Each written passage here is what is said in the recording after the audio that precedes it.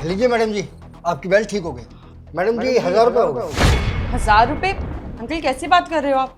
ये बेल्ट ठीक करने के लिए 1000 रुपए कौन लेता है? 100 रुपए बनते हैं। आप 100 रुपए लीजिए और निकलिए यहाँ से। अरे मैडम जी, आप कैसी बात कर रहे हैं? पूरी वायरिंग चेक की है, जो खराब तारें से बदली है मैंने, और आप 100 रुपये दे रही हैं? अरे अंकल, तो कोई बड़ा काम नहीं है, पहाड़ नहीं तोड़ा है आपने। बहुत छोटा सा काम है, 100 रुपए बनते हैं। लीजिए और निकलिए यहाँ से। मैडम जी, अगर आपको ये काम छोटा सा लग रहा है तो आप खुद कर लेती या अपने घर वालों से करवा लेती। मुझे क्यों बुलाया था? मैडम जी आप ये कैसी बात कर रही हैं? मेरे पापा ना 10 साल से काम कर रहे हैं ये चीज़ में, और आपको पता है ये बहुत जोखिम भरा काम होता है, इसमें आदमी की जान भी जा सकती है। और मैंने आपसे कोई बहुत ज़्यादा पैसे नहीं मांग लिए।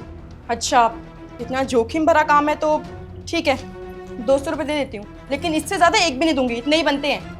मैडम जी एक बात बताइए, अगर ये काम करते हुए मुझे कुछ हो जाता है तो क्या मेरे परिवार वालों की आप जिम्मेदारी लेंगी? नहीं लेंगी ना? आप तो हाथ खड़े कर देंगी।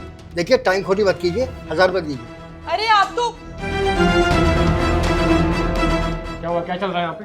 आयुष, तुम ना सही समय पे आए हो। देखो ना, मैंने बेल्ट ठीक करने के लिए इसको बुलाया था, लेकिन ये 1000 रुपए मांग रहा है। अब तुम ही बताओ, 1000 रुपए लगते हैं क्या? 100 रुपए दिए मैंने, लेकिन ठीक है, मना कर रहा है, कह रहा है जोखिम भरा काम है। तो मैं 200 रुपए दे रही हूँ, लेकिन फिर भी जिद पे अड़ा है, कह रहे 1000 रुपए ही लूंगा। अब बताओ, ये गलत बात है ना?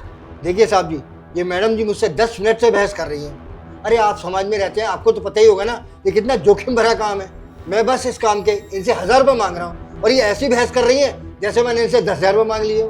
कोई बात नहीं अंकल जी, इनकी बातों को इग्नोर करिए। आपके 1000 रुपये हुए ना? अरे आयुष, 1000 रुपए नहीं हुए। चांसी प्लीज थोड़ी देर रुक जाओ। चलो अंकल जी, आपके 1000 रुपये। क्या बात है साहब, आपसे एक बार बोला और आपने 1000 रुपये दे दिए। और ये आपकी बीवी है जो 1000 रुपये के लिए कब से बहस किए जा रही है। ज्यादा नहीं बोल रहे तुम? चांसी बस जाइए, आपको आपके पैसे मिल गए ना?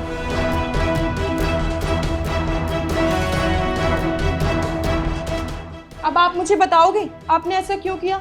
उसको 1000 रुपए क्यों दिए? अरे मैं 200 रुपए दे रही थी, मान जाता वो, लेकिन नहीं, आपने 1000 रुपए दे दिए। इतने का काम किया भी नहीं है उसने। तो तुम्हारे अकॉर्डिंग हितांशी, जो उसने पैसे मांगे वो उसके काम के वर्थ इट नहीं थे, है ना? ऑफ कोर्स यार, वो ज्यादा पैसे मांग रहा था। उसके काम के बस 200 रुपए होते हैं। और मुझे पता है कि तुम इतनी मेहनत से कमाते हो, कितने पैसे किस चीज के लगते हैं। और ये लोग ना ऐसे ही होते हैं, अमीर लोगों को देखते हैं, पैसे लूटने लग जाते हैं। चलो ठीक है हितांशी, इसी बात पे ना मैं तुम्हें एक कहानी सुनाता हूँ। मैंने बचपन में एक फिल्म देखी थी और उस फिल्म में ये दिखाया गया था कि एक फैक्ट्री होती है जिसमें एक मेन मशीन होती है, वो अचानक से एक दिन काम करना बंद कर देती है, जिसकी वजह से मालिक और सारे मजदूर सब परेशान हो गए थे। क्योंकि अगर मेन मशीन ही काम नहीं करेगी तो सब बेरोजगार हो जाएंगे, क्योंकि फैक्ट्री नहीं चलेगी ना। तो मालिक एक काम करता है, उस मशीन को ठीक कराने के लिए बहुत बड़े बड़े इंजीनियर बुलाता है, लेकिन कोई भी उस मशीन को ठीक नहीं कर पाता। किसी को कोई प्रॉब्लम समझ ही नहीं आ रही थी। फिर पता है क्या होता है, उन मजदूरों की भीड़ से एक बूढ़े अंकल निकल के आते हैं और वो ये कहते हैं कि वो इस मशीन को ठीक कर देंगे, लेकिन उनकी एक शर्त थी। उस चीज़ के ना उनको 25 लाख रुपए चाहिए थे। पहले तो मालिक को अजीब लगा, पर फिर उसने सोचा कि अगर सच में इन बूढ़े अंकल ने मशीन ठीक कर दी तो सबका भला होगा, सबकी बेरोजगारी ख़त्म हो जाएगी, मालिक का काम भी चल पड़ेगा, उसकी कंपनी फैक्ट्री लाइन पे आ जाएगी। तो उसने सबका भला सोचते हुए उस डील को डन कर दिया। तो फिर उस मालिक ने बोला, ठीक है अंकल, आपको जितने पैसे चाहिए मैं दूंगा, बस आप इस मशीन को ठीक कर दो। तो उन बूढ़े अंकल ने क्या करा, बस एक हथौड़ा लिया और मशीन पे मार दी और वो मशीन चलने लगी। वहाँ खड़े सब लोग हैरान हो गए कि ये क्या हुआ, सिर्फ एक हथौड़ा मारने से मशीन ठीक हो गई। फिर जब उन बूढ़े अंकल ने 25 लाख रुपए की डिमांड करी ना, तो उस मालिक ने पूछा कि बाबा मुझे तो लगा कि आप मशीन को खोलोगे, चेक करोगे, काफ़ी टाइम लगाओगे, उसके बाद इस मशीन को ठीक करोगे, लेकिन आपने तो सिर्फ एक हथौड़ा मारा और ये मशीन ठीक हो गई। तो बाबा एक बात बताओ, सिर्फ एक हथौड़ा मारने के 25 लाख कुछ ज़्यादा नहीं है? तो फिर उन अंकल ने बोला कि मैं ये 25 लाख हथौड़ा मारने के नहीं मांग रहा, बल्कि 25 लाख मैं इस चीज़ के मांग रहा हूँ जो मेरा ये 50 साल का एक्सपीरियंस है। ये 25 लाख मैं उस चीज़ के मांग रहा हूँ कि मुझे पता था कि हथौड़ा किस जगह पर मारना है। क्योंकि अगर ये सबको पता होता, हर इंजीनियर को, कि हथौड़ा कहाँ मारना है, तो सभी ठीक कर देते। तो बस हथौड़े को सही जगह पर मारने के 25 लाख मांग रहा हूँ मैं। इस बात से वो मालिक कन्वेंस हो गया और उसने उन अंकल को 25 लाख रुपए दे दिए। तो वैसे ही हम इन अंकल को ले लेते। इनको पता था कि कौन सी तार कहाँ जोड़नी है, जिसके बाद बेल्ट ठीक होगी। हमें थोड़ी नॉलेज है इस चीज़ की, इसीलिए तो हम इन इलेक्ट्रीशियंस को बुलाते हैं ना। तो तुम खुद समझो, जो उसने पैसे मांगे वो उसने अपने एक्सपीरियंस के मांगे, और तुम खुद सोचो ना कि वो काम कितना जोखिम भरा है। अगर हम करने जाए हमें झटका लग सकता है बिजली का, हमें कुछ भी हो सकता है। तो जो भी उसने पैसे मांगे ना एकदम सही मांगे।